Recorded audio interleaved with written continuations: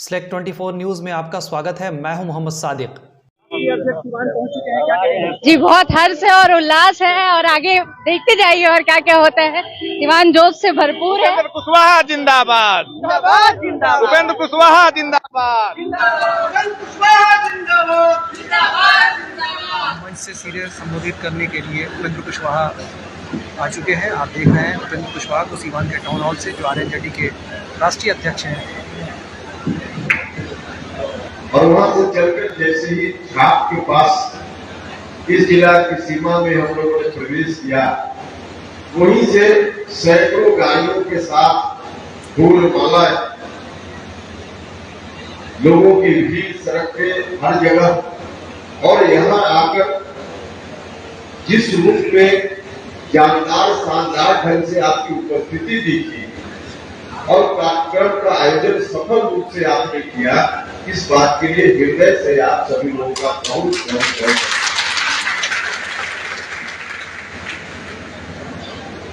देखिए, चर्चा तो सम्मेलन के विषय पर ही होगी। हम लोग निकले हैं बिहार के सभी जिलों में बारी बारी से इसी तरह का आयोजन करने के लिए। कई जिलों में कार्यक्रम संपन्न हो चुका है। सीधी तस्वीरें आप SLEC 24 के माध्यम से देख रहे हैं। और उसके बाद कल सीवान के टाउन हॉल छपरा में सारण जिला का सम्मेलन होगा। RNJD बारी बारी से सब जगह हो गया है। उपेंद्र लेकिन कुशवाहा इसी बीच जो कुछ घटनाएं इधर उधर हो जाती है, उस पर भी बिना टिप्पणी किए हुए मुनासिब नहीं होता है कि उसको इग्नोर कर दिया। कल मैंने देखा है, आप सब लोगों ने भी देखा होगा, राज्य सरकार के एक अधिकारी है, स्कूल में कहीं किसी स्कूल में इंस्पेक्शन करने गए। अच्छी बात है, शिक्षा में सुधार की जरूरत तो है ही, जिसके लिए जितनी सख्ती की जाए सब ठीक है। टीचर समय पर आए, बच्चे समय पर आए, अच्छे से अच्छी पढ़ाई हो, शिक्षकों की समस्याओं का हल निकले, बच्चों की समस्याओं का हल निकले।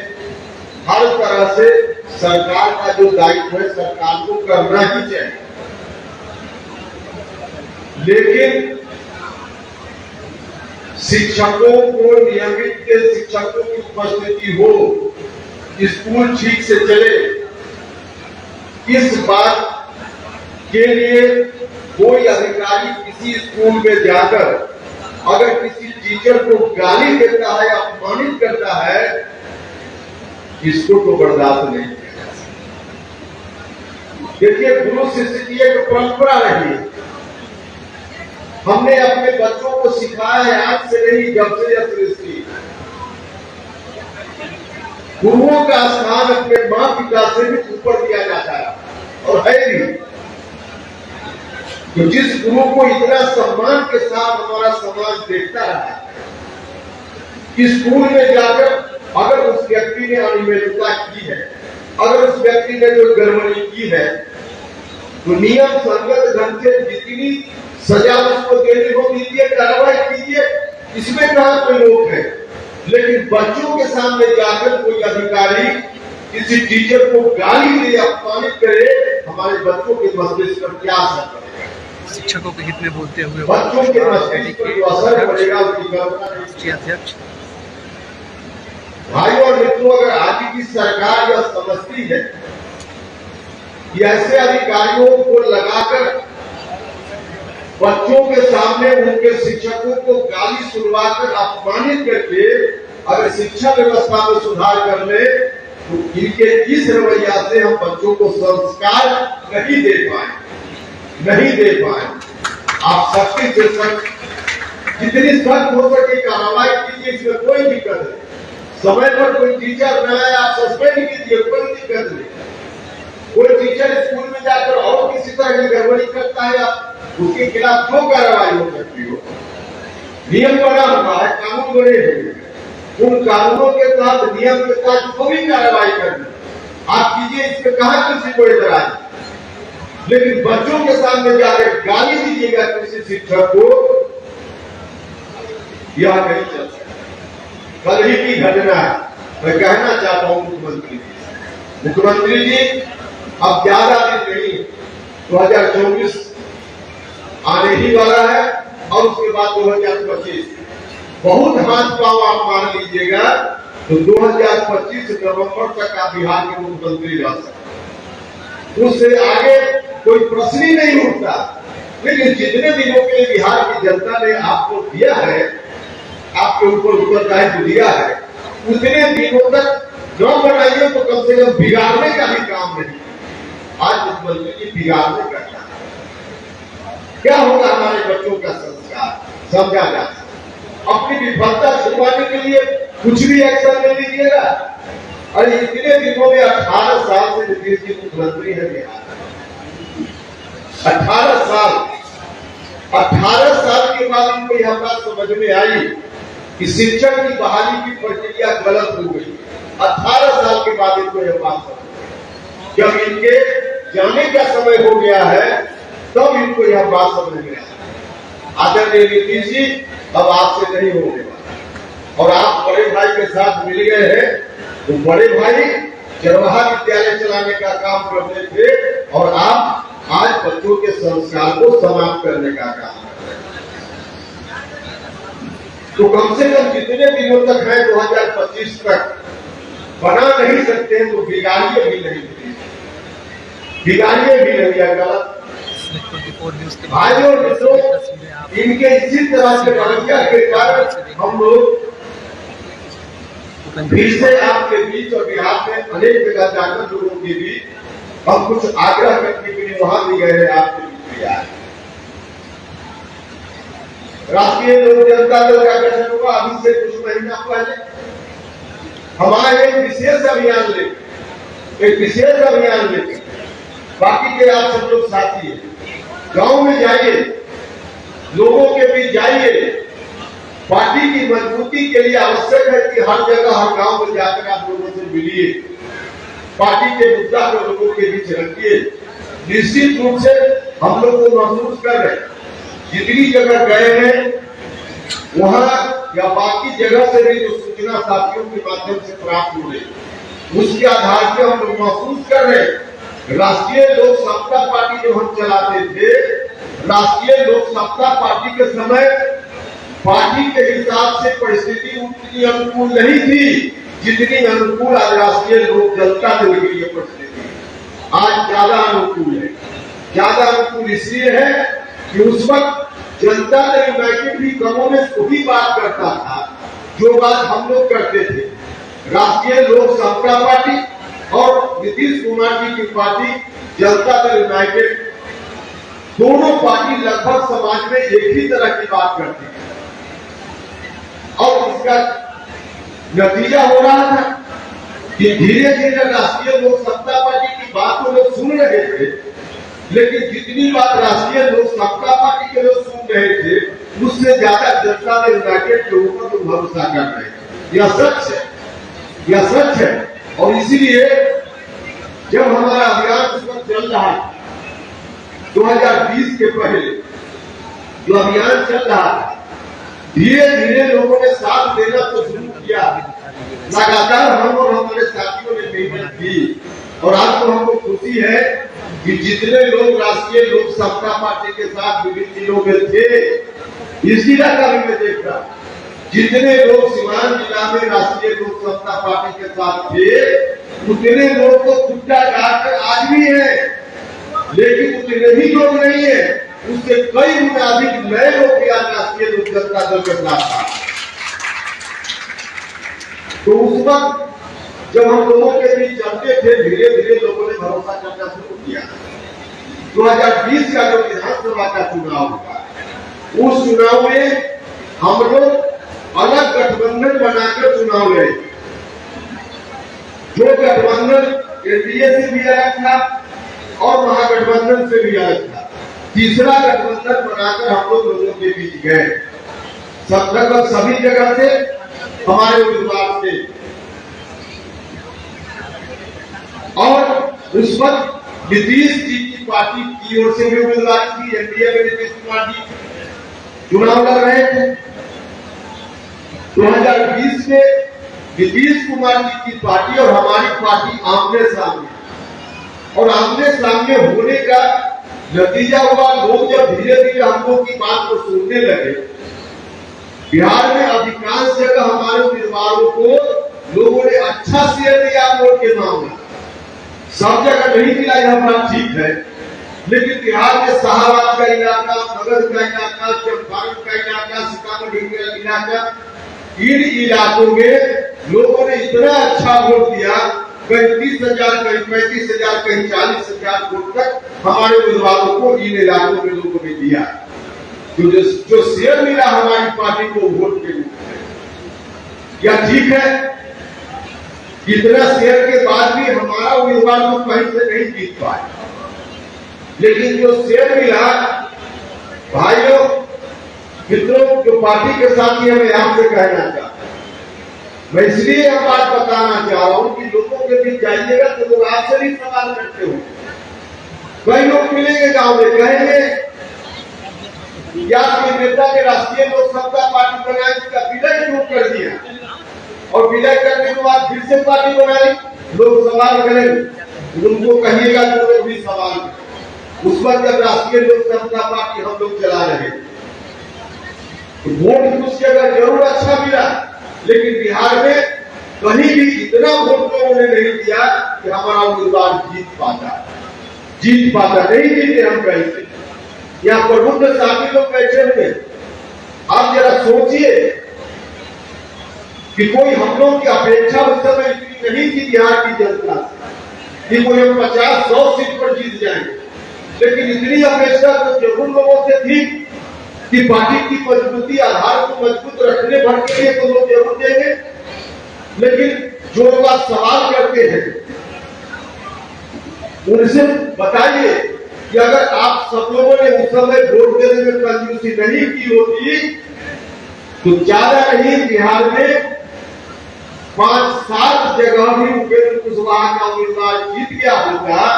राष्ट्रीय लोक समता पार्टी का एमएलए 5-7 जगह भी बिहार में अगर आ गया होगा तो पूरे बिहार की राजनीति उपेंद्र कुशवाहा के हाथ में होती कि नहीं होती? पूरे बिहार की राजनीति उपेंद्र कुशवाहा के हाथ में। लोग कंजूसी कर गए, कोई बात नहीं, लोगों की अपनी मर्जी होती है, लेकिन वोट जो मिला हमको, उसका परिणाम क्या हुआ? जिस वोट पर हम राष्ट्रीय लोक समता पार्टी के द्वारा अधिकार जमाना चाहते थे, जिस वोट को हम अपने पक्ष में करना चाहते, जिस सामाजिक समीकरण को हम अपने पक्ष में करना चाह रहे थे, उसी सामाजिक समीकरण के बल पर नीतीश कुमार जी की भी पार्टी चल रही है। गठबंधन के कारण और लोग भी उनको वोट देते थे, लेकिन जनता दल यूनाइटेड का जो सामाजिक समीकरण था, कमोबेश उसी सामाजिक समीकरण पर राष्ट्रीय लोक समता पार्टी भी दावा करती है। लोगों ने जो वोट दिया उस चुनाव में, हमको भी दिया, लेकिन ज्यादातर लोग नीतीश कुमार जी के साथ चले गए। नतीजा हुआ कि दोनों जगह वोट का जो डिवीजन हो गया, वोट विभाजित हो गया। उसका परिणाम हुआ कि हमारा उम्मीदवार कहीं से नहीं जीत पाया, कि जीत भी तो कभी 110, 115 जीतते थे, 43 पर चले गए, 50 से भी नीचे चले गए। हम ये नहीं कहते कि नीतीश जी 43 पर चले गए, उसमें सिर्फ राष्ट्रीय लोक समता पार्टी ही कारण थी, ऐसा नहीं, लेकिन एक बड़ा कारण था। पूरा जहां हम कहें शाहबाद के इलाके, मगध के इलाके, जहां हमारे उम्मीदवारों को वोट मिला, उन इलाकों में नीतीश जी की पार्टी बिल्कुल 0 पर आउट हो गई, कहीं नहीं जीत पाए। तो वोट के डिवीजन का यह परिणाम हो गया, और यह जो परिणाम हुआ, राष्ट्रीय लोक समता पार्टी भी कमजोर हो गई, जनता दल यूनाइटेड भी कमजोर दिखने लगा। और जब हम दोनों कमजोर दिखने लगे, तब राष्ट्रीय जनता दल के लोग, जिनके लालटेन में लोगों ने उस लालटेन को रिजेक्ट करके घर में कहीं टांग दिया था, अब आरजेडी के लोगों को लगने लगा कि चलो इस दोनों भाई की लड़ाई में अब हम अपना लालटेन जलाने में कामयाब हो गए। आरजेडी के लोग सोचने लगे, और वो कुर्ता पैजामा पहले रख दिए थे कहीं उसको फिर से भुला करके आरजेडी वाले इस मंसूबे के साथ निकल पड़े। इन दोनों की लड़ाई में बिहार में फिर से हम अपना राज स्थापित कर लें। और तब हमको लगा, हम और हमारे साथियों ने पटना में विमर्श किया। इसी बीच नीतीश कुमार जी की ओर से भी कोशिश हुई। नीतीश जी ने बात की और नीतीश जी ने कहा, सीधे तौर पे कहा, उन्होंने कहा कि उपेंद्र कुशवाहा जी, आप राष्ट्रीय लोक समता पार्टी चला रहे हैं, जनता दल यूनाइटेड भी आप ही की पार्टी है, इस पार्टी को भी बनाने में आपकी बड़ी भूमिका रही। और सच में बिहार के लोगों को मालूम है, समता पार्टी के जन्म काल से लेकर जनता दल यूनाइटेड जब सरकार में गया, उस वक्त तक जो संघर्ष चल रहा था बिहार में, उस संघर्ष के दौरान उस अभियान में 2005 लोग जो पार्टी से जुड़े हुए थे उस समय नेता, उनका नाम लिया जाए तो सबसे अधिक जिन लोगों ने मेहनत की होगी तो 2-4-5 नाम में एक नाम उपेंद्र कुशवाहा का। हमने भी दिन रात मेहनत करके अपनी जवानी का कई साल कुर्बान करके उस अभियान को वहां तक ले जाने में हम लोगों ने भी अपना जीवन लगाया। वाकई वह पार्टी भी हम लोग के द्वारा बनाई गई पार्टी। हम और हमारे लोगों ने साथ नहीं दिया होता तो नीतीश कुमार जी कभी वहां तक नहीं पहुंच पाए। तो हम लोगों का भी खून पसीना लगा। नीतीश जी ने कहा, याद दिलाया कि यह पार्टी भी आपके द्वारा बनाई हुई पार्टी, अब अलग अलग पार्टी चलाने की क्या जरूरत है, आइए अब इसी पार्टी को चलाइएगा, अब हम आगे कितना दिन रहने वाले, साथ साथ उन्होंने कहा। और जब इस तरह से कहा तो मुझको भी लगा, हमने अपने साथियों से बात की, बिहार में वोट के डिवीजन के कारण लालटेन वाले न आ जाए, इस बात को ध्यान में रखते हुए नीतीश जी की बातों पर हमने भरोसा किया। उन्होंने कहा किसी पार्टी को चलाइए, तो हम सब लोगों ने मिलकर निर्णय लिया कि चलिए कोई परिस्थिति आएगी देख लेंगे, समझ लेंगे, लेकिन हम किसी भी रूप में राष्ट्रीय जनता दल को फिर से बिहार में आ जाए, हम इस रूप में देखने के लिए तैयार नहीं।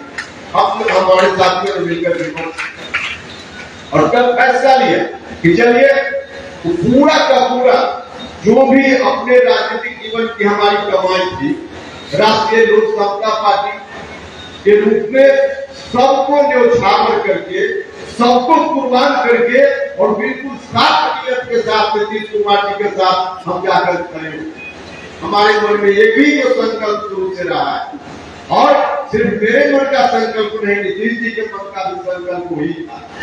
94 में जब समता पार्टी बनी थी, बिहार में उस वक्त जो आतंक पाखंड का राज चल रहा था, जो कुशासन का दौर चल रहा था, उसी के खिलाफ नीतीश जी का भी अभियान था। उनका भी संकल्प वही था कि उस राज्य को हटाना है, इसलिए समता पार्टी को आगे बढ़ाना है, यही संकल्प उनका भी था।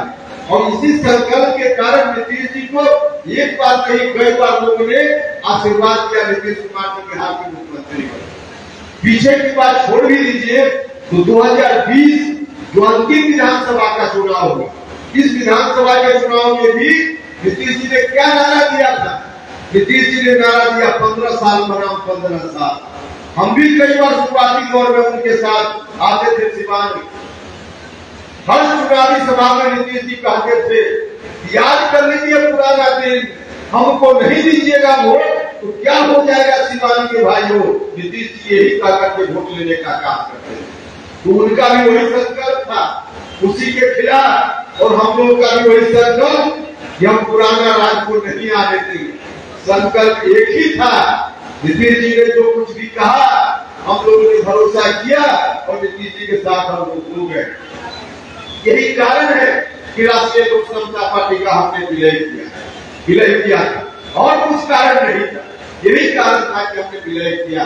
उस संकल्प को पूरा करने के लिए जरूरी था, लेकिन हम लोगों को क्या मालूम था, कभी सपना में भी हम नहीं सोचते थे कि जिस नीतीश कुमार जी ने लगातार जॉर्ज फर्नांडिस साहब के समय से लेकर अंत तक जिसके खिलाफ नीतीश जी भी अपनी राजनीति को आगे बढ़ाते रहे, बिहार के लोगों को डरा डरा कर वोट लेते रहे, और उसी के सामने जाकर नीतीश जी नतमस्तक हो जाएंगे, घुटना टेक देंगे, आत्मसमर्पण कर देंगे और अपने माथे पर लाल तेल लेकर निकल के आरजेडी जिंदाबाद करने लगेंगे नीतीश जी स्वयं। कभी सपना में भी हम लोगों ने नहीं सोचा, लेकिन यही काम करने लगे नीतीश। जब इस तरह की कार्रवाई शुरू हुई तो पार्टी के अंदर हमने सवाल उठाया।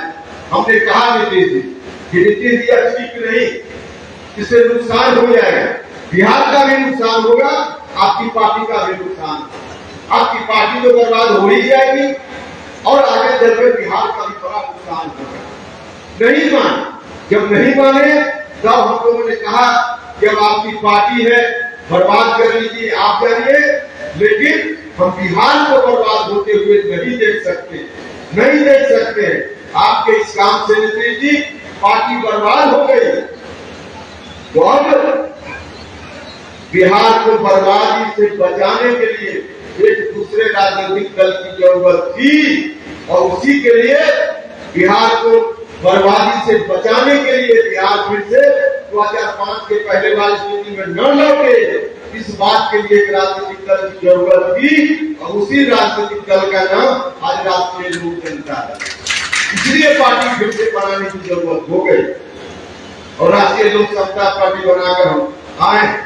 आप सब लोगों से आग्रह करने आए कि गांव को जाइए, लोगों के बीच बताइए 2005 के पहले वाली स्थिति किसी भी हालत में आ जाए, राष्ट्रीय जनता दल के जो समर्थक लोग होंगे उसमें से कुछ लोगों को छोड़कर बिहार का कोई व्यक्ति नहीं चाहेगा कि पुराना खौफनाक मंजर फिर से बिहार में आ, वह दिन फिर से बिहार में लौटे, कोई नहीं चाहेगा, क्योंकि सब लोगों ने देखा है, भुगता। इसलिए आज जरूरत इस बात की कि गांव में जाकर लोगों से बात की जाए, निश्चित रूप से लोगों का समर्थन मिलेगा। पार्टी का सदस्यता अभियान भी शुरू हुआ है, हर जाति धर्म के लोगों के यहाँ जाइए और पार्टी की मजबूती के लिए काम करने का काम। आप सब लोग पार्टी के साथ ही मजबूती से यदि इस काम को कीजिएगा तो हम लोग का जो संकल्प है उस संकल्प को पूरा करने में जरूर हमारी पार्टी कामयाबी हासिल करेगी। भाई और मित्रों, आज जब नीतीश कुमार जी की राजनीति का अवसान होने वाला, जिसकी घोषणा हम लोग कोई आरोप नहीं लगा, हम लोग नहीं इसके बारे में कुछ कर, लेकिन नीतीश जी ने खुद ही घोषणा कर दी है कि अब आगे नीतीश कुमार जी के नेतृत्व में नहीं, आरजेडी के राजकुमार के नेतृत्व में बिहार आगे चलेगा।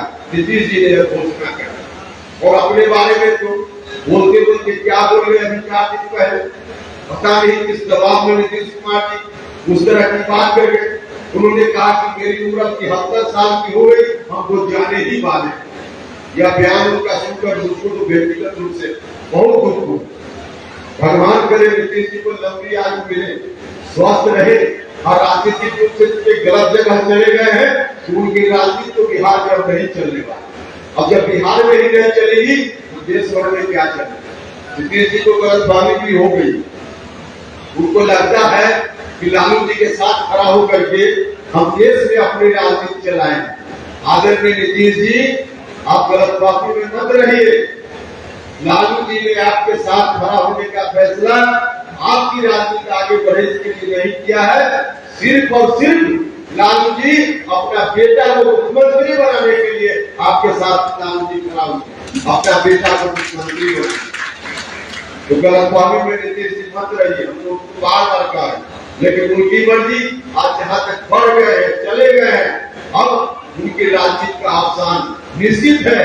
और आज की तारीख में क्योंकि जिन मुद्दों पर उनकी पार्टी थी मुद्दा ही जब खत्म कर लिया, सीधे उन्होंने यू टर्न ले लिया, जिसके खिलाफ राजनीति के साथ जाकर मिल गए। वैसी स्थिति में उनकी पार्टी वो समाप्त होने से दुनिया की कोई ताकत नहीं रोक सकती। जनता दल यूनाइटेड ऐसे भी अब गांव में जाकर नाम लीजिए जनता दल यूनाइटेड का, कहीं भी किसी जगह पे जहां के लोग काफी बढ़ चढ़ कर नीतीश कुमार जी का साथ देते थे, वहां जाकर आप नाम लीजिए जनता दल यूनाइटेड का। अब कोई जनता दल यूनाइटेड का नाम सुनने के लिए तैयार नहीं। तो जनता दल यूनाइटेड आज की तारीख में एक खोखला डब्बा की तरह डाल गया है, खोखला डब्बा है। अंदर से माल बिल्कुल खाली है, बाहर में लेवल सिर्फ लगा हुआ, लेवल लगा हुआ।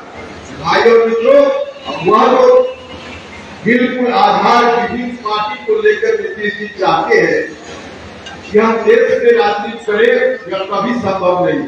संभावना इस बात की थी, मुझको भी कभी कभी दुख होता कि क्या कर लिया नीतीश जी। जब हम गए थे नीतीश जी के साथ जनता दल यूनाइटेड में 2021 में, तो सबसे पहली बार जनता दल यूनाइटेड के किसी नेता ने नीतीश कुमार जी के बारे में कहा था कि नीतीश जी पीएम मटेरियल है, तो किसी और को नहीं, उपेंद्र कुशवाहा के कहने का काम, हमने कहने का काम। लेकिन सिर्फ इतना ही नहीं कहा, हम पूरी ईमानदारी से बोल रहे हैं। हमने इसके साथ साथ यह भी कहा था कि जनता दल यूनाइटेड को नंबर 1 की पार्टी बनाने का काम करें। वाकई नंबर 1 की पार्टी जनता दल यूनाइटेड बन जाता अगर अपने ठीक रास्ते पर चलता रहता, तो नंबर 1 की पार्टी बन सकता था जनता दल यूनाइटेड। लेकिन जिस तरह से नीतीश कुमार जी ने यू टर्न ले लिया, और कहा जनता दल यूनाइटेड कहीं से आगे बढ़ने वाली पार्टी, बिल्कुल नहीं।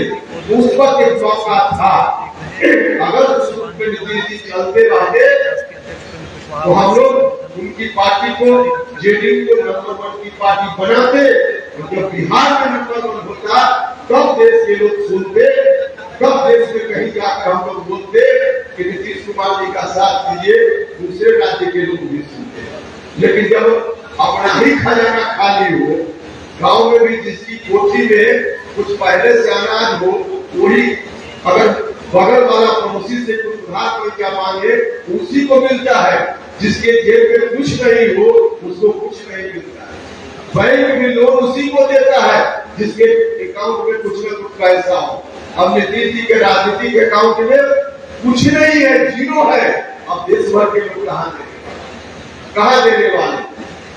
तो जिस खोखली पार्टी, जिस जनाधार, खोखले जनाधार पर खड़ा होकर लालू जी के फेर में पड़कर नीतीश जी को लग रहा है कि देश के लोग सुनेंगे और प्रधानमंत्री पद के रेस में जाएंगे।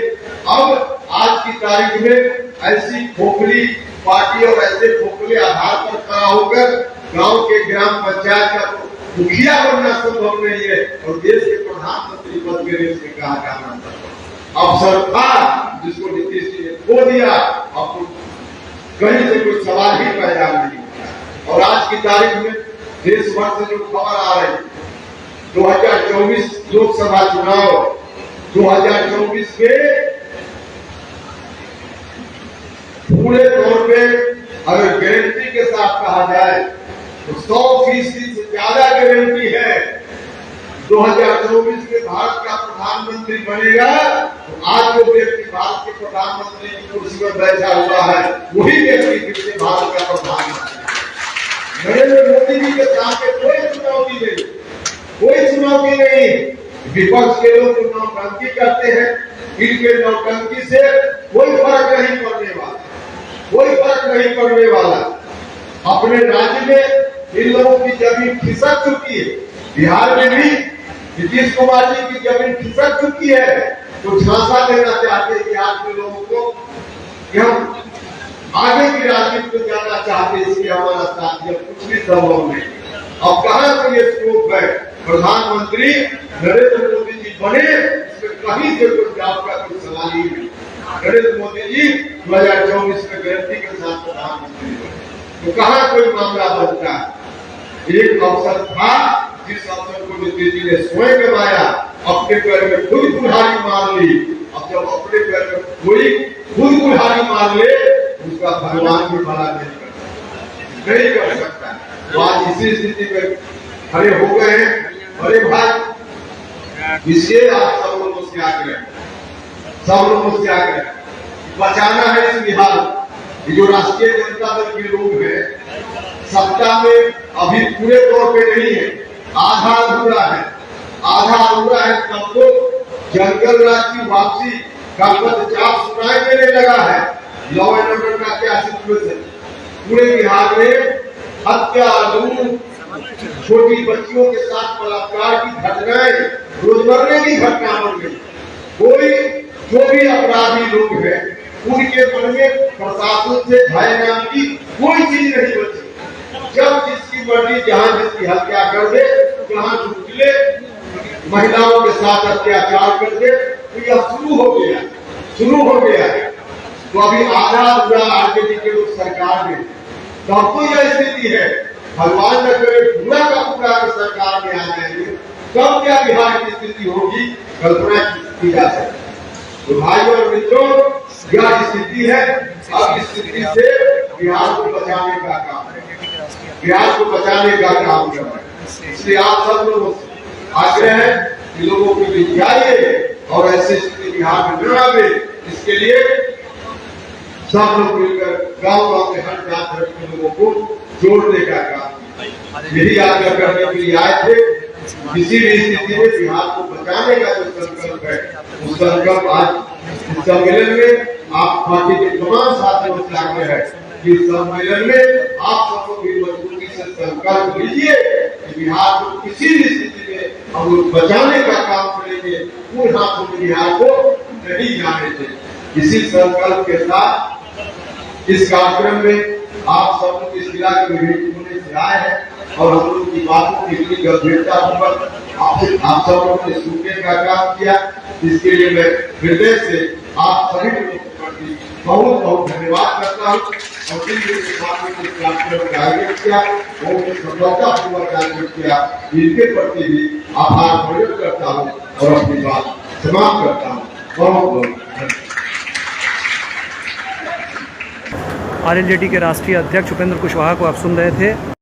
अब आपके शहर सिवान के लक्ष्मीपुर में भरपूर सुविधाओं के साथ खुल गया है hotel select and marriage hall. आपको बता दें 10 जून से भारी डिस्काउंट के साथ बुकिंग शुरू है, एक बार जरूर पहुंचें। इसमें आपको मिलेगा फुली एयर कंडीशन, साथ ही बुकिंग के साथ टेंट का सारा सामान, बर्तन और चूल्हा बिल्कुल फ्री। जल्द ही किसी भी कार्यक्रम को अच्छे वातावरण में करने के लिए बुक करें hotel select and marriage hall. हमारा पता है लक्ष्मीपुर सिसवन ढाला बिसाइड डॉक्टर तौफीक अहमद। हमारा कॉन्टेक्ट नंबर है 8797327330। एक बार जरूर पहुंचें और इस भारी डिस्काउंट का लाभ उठाएं। तमाम बड़ी खबरों के लिए बने रहें हमारे YouTube चैनल Select 24 न्यूज़ को लाइक सब्सक्राइब शेयर ज़रूर करें। साथ ही हमारे Facebook पेज को भी लाइक शेयर कमेंट करना ना भूलें और हमारे वेबसाइट www.select24news.in पर विजिट ज़रूर करें।